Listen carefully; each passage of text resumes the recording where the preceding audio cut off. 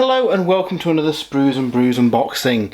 Today we're looking at the new releases for the Dark Angels. So first of all I want to say a massive thanks to Games Workshop for sending us these free early review copies to have a look at on the site.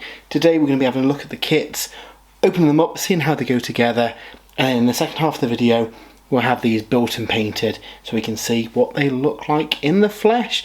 Now obviously we've got a first wave of releases in the recent Dark Angels army set, including the Deathwing Knights. For those ones I built them with swords, so I'm going to build them with the maces so we can see the variety between the two kits. But that one we've seen before. The other two kits that we have got here are brand new though. We've got the Inner Circle Companions, that look so cool, and we've got Asmodai, the Master of Repentance. So let's just quickly flip these over and have a look at the back of the boxes just so you can see what they're going to look like.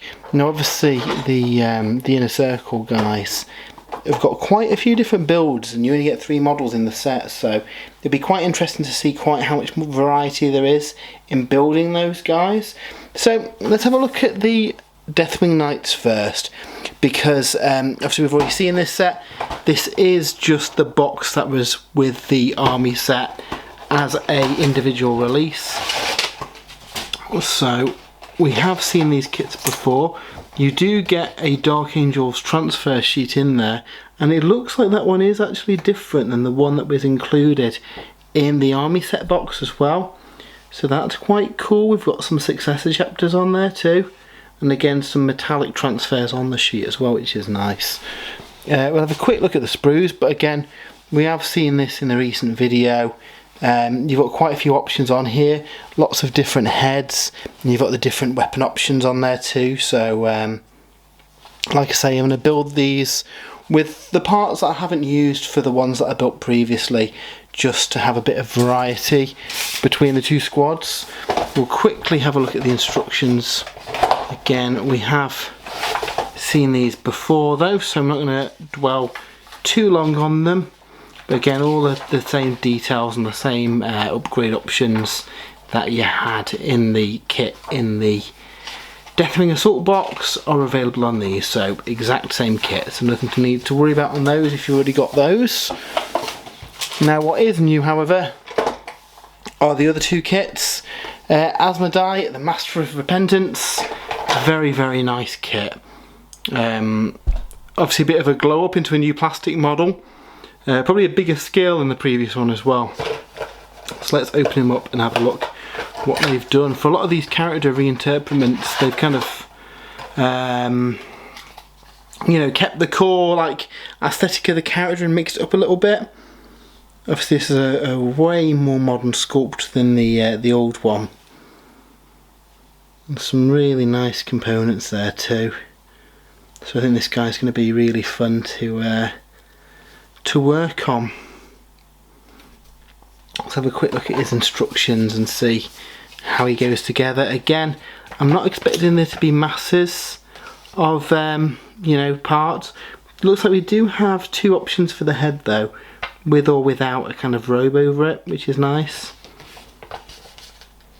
But yeah, it looks like it's going to be fairly simple to put together. Not too many parts at all. And yeah, he looks really good. I'm tempted to build him bareheaded, because that alternate head does look quite cool with his helmet on. So yeah, again we'll see that in the flesh in the second half of the video. The final kit we've got though are the Inner Circle Companions, who are a very nice kit indeed. Looking forward to seeing this one. I know a lot of people we've been excited with this one because it looks like obviously we've got those 3 different builds on the back and 3 different ones on the front, so it looks like each model in the set's maybe got a couple of different options, which again means you might have a few spare parts in this one as well if you want to use them for projects for the rest of your Dark Angels army. So we move them out of the way. Transfer sheet wise, we get the same one that is in the Deathwing Knight box, which is cool. Standard Terminator size bases, and let's have a look at these sprues. So again, I suspect there's going to be quite a few different alternate parts on these, allowing you to build, say if you had a unit of 6 of them, have them all looking different, which is always a big perk. really like that there's one that's got like a banner bearer as well. Rules wise, there's no special rules for the banner, it just looks cool. So yeah, it looks like each of these, as we're having a look at them, there's like 2 different swords, quite a few different arms, so yeah, you're going to be able to get quite a bit of variety from the one kit, which is nice. So before we jump ahead and see them all built, let's have a look at the instructions for these. So again, even though they've got the same like core body, the 2 different poses adds quite a lot of variety to how they stand, which is really nice to see. A few different head options, obviously got a few different options for the weapons for them as well, so that's cool. Again, I really like all of these poses. I think I'm going to have to pick up a second box of these at some point, just so I can have all 6 different poses of them, because I think yeah, unit 6 of them will look cool anyway, but it's really kind of cleverly designed kit, allowing you to have those different builds, and again, you've got different kind of head options as well on top of that. And then these 2 are probably the most similar looking, but again, you've still got different poses, you've still got kind of different details on there, and a lot of this stuff that you don't use, like the banner, like the alternate arms, you should be able to use somewhere within your Dark Angels army if you're handy with a pair of clippers and a knife, and just add some variety to your existing models. So yeah, really like the look of them. So what we're going to do now is jump ahead to the future where we've got these built and painted, and we'll have a look at them in a bit more detail. So let's have a look at the completed model. I have been busy painting these guys. I have really enjoyed doing them though. The Deathwing colour scheme really appeals to me, so painting up the Deathwing Knights was great fun. And I will say I really enjoyed painting the other bits as well. Let's have a look at Asmodai first, because he is a gorgeous model. Now obviously you've got a little bit of that you know, bone vibe from his robes, so there is like similarities to the Deathwing scheme, but obviously with the green of his hood as well, ties into your kind of normal Dark Angel stuff. I've actually given him black armour but highlighted up with green. That's how I did the lion's armour, just to tie those all together. Really nice model. He is a little bit fiddly. Now I think I've actually got the arm assembly a little wrong. You're probably not going to be able to see here, but it doesn't sit perfectly on there, and I think because of the order it builds it in the manual, you've got to kind of like twist it to fit it into that helmet on the floor on the base. So I don't know if it's worth maybe building kind of that assembly first before you attach him to the base, and kind of don't worry about getting that helmet on the floor in kind of the right position. It looks fine, you know, as you're looking at the model, but when you're painting it and you're looking close, you can tell that the arm doesn't quite sit right. I don't know if I've got maybe the body assembly wrong somewhere, or something definitely didn't fit, which is a surprise because most recent GW kits go together really nice, and this one just seemed a little bit out, so I don't know if I'd left a little bit of sprue gate on there or something maybe. But yeah, really nice model. From a size point of view, I know people want to know, is he Primaris sized? If we get him alongside Belial, he is a very similar size to him. Obviously he's a little bit shorter, but he's not in the Terminator armour, and he stacks up quite well with the Deathwing Knights as well. No, not the Deathwing Knights, the Companions.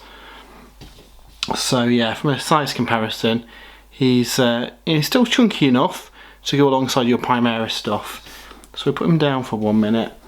We'll take a look at the Deathwing Knights. Obviously we've seen these before in our previous unboxing, but I've managed to get these finished and get some paint on them. They are very nice models. I'm going to build a second squad of these with maces, so I've got one of each. I know people in the comments will be saying now, well, why have you built them with swords? That's the rubbish option. They look cool. I just think they look cool. So I'm not going to be winning any, you know, grand tournaments and the like, so I just thought I'll build and paint what looks good. So yeah, I will add another unit though, just so I've got some variety, and then the unit with maces, I'm going to give them the cowled kind of helmets as well, so they kind of have a different vibe to them. I really like the kind of squad leader model as well. He's really nice. So yeah, really fun models. There are transfers as well to put the kind of text on these shields, so you don't have to worry about kind of freehanding them or anything. So that is the Deathwing Knights. Now the kit that a lot of people are looking forward to are the companions, and they are a very, very nice kit. So like I say, if you've got 2 boxes you can build all 6 different variations of them, and there's enough different heads and arms to have a different looking squad. And I think I am going to build another 3 of these because I think they look really cool. Really, really nice models. Again, for the black, I've kind of worked up with greens, so they've got a greenish tinge to them, but it is like, you know, black armour. But they are super nice models to build. Really, really enjoyed it. So there's that guy there. We've got this guy here.